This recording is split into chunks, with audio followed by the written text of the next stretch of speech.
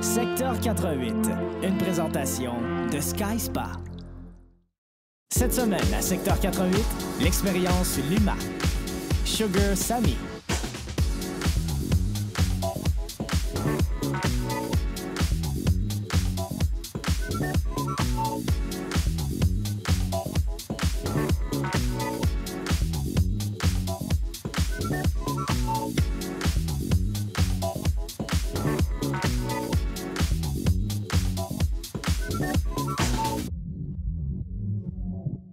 Salut, ici Jonathan Fournier. Aujourd'hui, à l'émission, une activité hivernale, une activité extérieure. On est à l'Hôtel de Ville, tout près de l'horloge Jura, pour se livrer à une expérience technologique unique, quelque chose de sans pareil à Québec, l'expérience Luma. J'ai rencontré l'initiateur du projet, Alexandre Caron.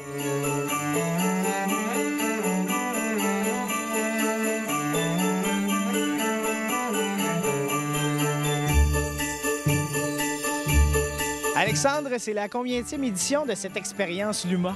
Première édition de Luma cette année. Et c'est dans un contexte spécial, c'est dans le Festival des Lumières de Québec.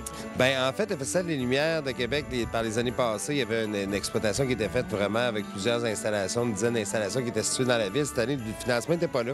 Donc, on a décidé de participer à cette expérience-là avec une compagnie qui s'appelle Saga, qui avait un projet, dans le fond, de développer un système interactif qui fonctionne, dans le fond, à l'aide d'un capteur. Les gens doivent se promener en différentes stations, puis on va les enregistrer pendant ce temps-là. On va enregistrer la musique, on va prendre des photos d'eux autres, des vidéos, puis à la fin, dans le fond, les gens peuvent revoir un film de tout ça, de leur expérience qu'on passait ici. Donc, c'est un petit peu ce qu'on a décidé de faire avec eux autres. Donc, c'est toutes des installations de lumière, comme le Festival des Lumières le faisait, mais avec cette technologie-là qui est unique au monde, qui était vraiment une première. C'est un prototype, dans le fond, qui est testé ici à Québec.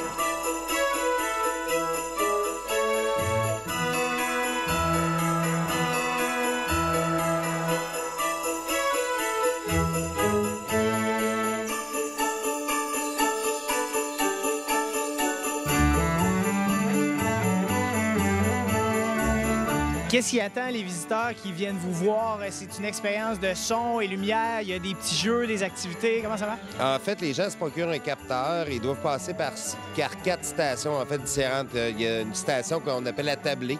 Les gens, dans le fond, doivent remonter une table un petit peu. C'est un jeu interactif, dans le fond, que ça permet de changer les assiettes de place, si on veut, les différentes pièces.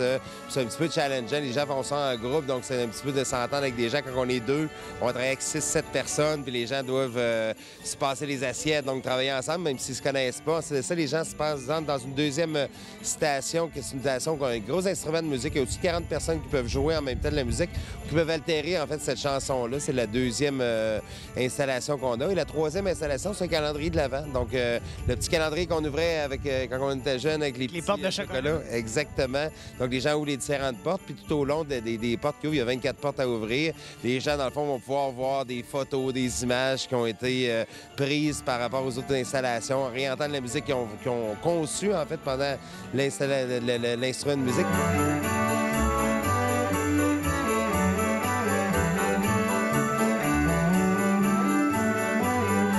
Il y a aussi des projections directement sur l'Hôtel de Ville. Qu'est-ce que c'est, ces projections-là? En fait, cette projection-là, ça exprime un petit peu qu'est-ce qu'on fait ici. Donc, c'est un petit peu un mode d'emploi, si on veut. En même temps, c'est très, très beau de la voir aller. C'est une projection architecturale.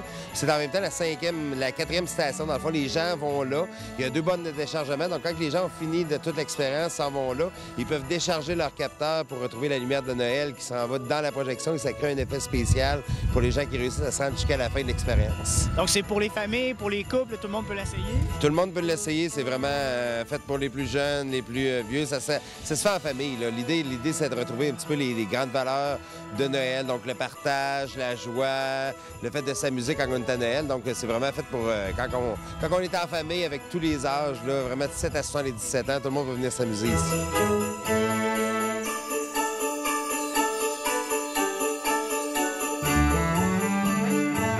Les gens peuvent venir ici dans le cadre du marché de Noël. Il y a 42 kiosques cette année. C'est la plus grosse édition du marché de Noël.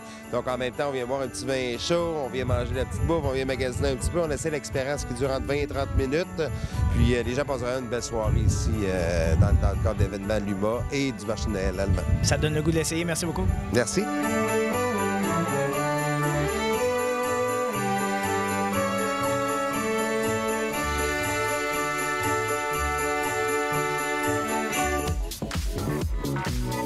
Salut tout le monde, ici Sarah. Aujourd'hui, on rencontre un homme qui fait énormément jaser dans l'actualité, Sugar Sammy, alors que l'humoriste est de passage à Québec pour nous présenter encore une fois en supplémentaire son spectacle en français, s'il vous plaît.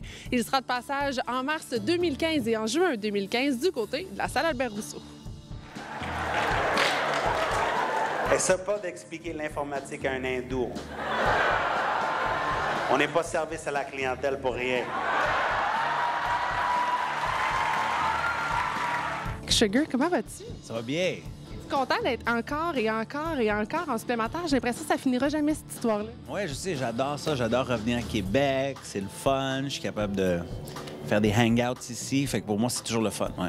Et là, dis-moi, je sais qu'on te le demande souvent, mais Québec, là, qu'est-ce que t'aimes sincèrement et profondément de notre belle ville quand t'es de passage ici en spectacle? C'est une ville que t'es pas en trafic tout le temps.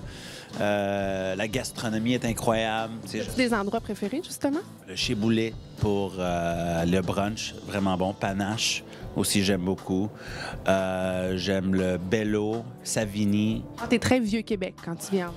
J'aime Vieux-Québec beaucoup, tu sais, parce que c'est le fun, parce qu'ils ont construit ça il y a longtemps. Fait que c'est le fun de vivre ici avec mon teint sans être un esclave, tu sais, dans le Vieux-Québec. Les gens, on a entendu parler, on imagine, avec toute la polémique que tu génères ces temps-ci.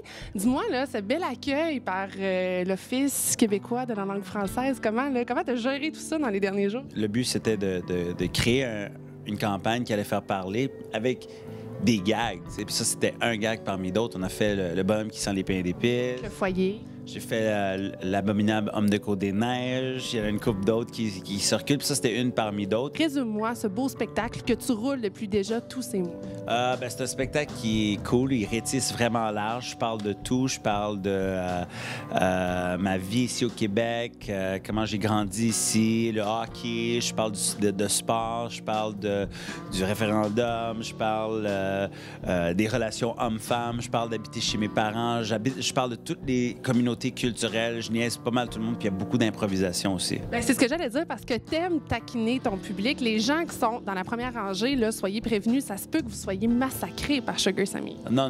Je les taquine gentiment. Mais moi, j'aime ça. Je taquine tout le monde. C'est comme ma marque de commerce de taquiner pas mal tout le monde. Puis la plupart des gens le prennent pas mal bien. Il y a certains nationalistes qui deviennent fâchés sur quelques gags. Fait que t'achètes pour une épicerie. Okay? Regarde, il est tout sérieux, il est fâché. C'est pas ça qu'il est fait. Moi, je veux juste qu'ils viennent puis qu'ils rient, tu sais, puis qu'ils voient un humoriste qui est différent. Je pense que ce que j'offre sur le marché est différent que beaucoup des humoristes en termes de style, point de vue, contenu, ma façon de voir notre société. Puis je pense que c'est ça qui est le fun, ça que les gens aiment, c'est un charme pour eux autres. Dans tes projets à venir, là, tu as ces deux spectacles-là, ton spectacle bilingue, ton spectacle aussi en français, s'il vous plaît, qui roule depuis les derniers mois. Est-ce que tu as des projets, soit d'un nouveau one-man show ou d'autres petites choses qui s'en viennent et que tu sèmes des graines au fil des semaines? Je continue ma tournée québécoise. On a des supplémentaires jusqu'en juin 2015. Là, je pense qu'on va aller jusqu'en décembre 2015, même 2016. Après ça, je vise la France puis le Canada anglais. Ouais. Avec un spectacle différent, avec un melting pot de tes deux shows que tu roules actuellement, comment? Ça va être le matériel, parce qu'il y a beaucoup de matériel qui peut se traduire quand même, comme les relations hommes-femmes, c'est partout. C'est classique. C'est classique. Puis, mais aussi beaucoup de matériel qui est écrit sur mesure pour la France. Ouais. Est-ce que tu sens que le public français pourrait être encore plus vorace, plus difficile que le public québécois? Regarde, ça va être un défi pour moi de voir. T'sais. On dit tout le temps que moi, j'aime ça, aller dans une place puis toujours taquiner la place, puis de tenir un miroir à la société, puis créer des gags qui vont un peu challenger la société. Puis je pense pour la France, ça va être le fun aussi, ça va être un autre défi, puis ça va être quelque chose à voir pour moi. Alors écoute, je te souhaite d'ici la France, beaucoup de plaisir au Québec, à continuer de semer quelques réactions par-ci, par-là, subtilement à la Sugar Sammy. C'est un plaisir encore une fois de te revoir à Québec et on invite les gens à aller voir tes multiples supplémentaires. Un plaisir pour moi, merci. C'est quoi cette chemise-là? Puis... un peu de chaussettes en plus. C'est comme Miami Vice à la retraite.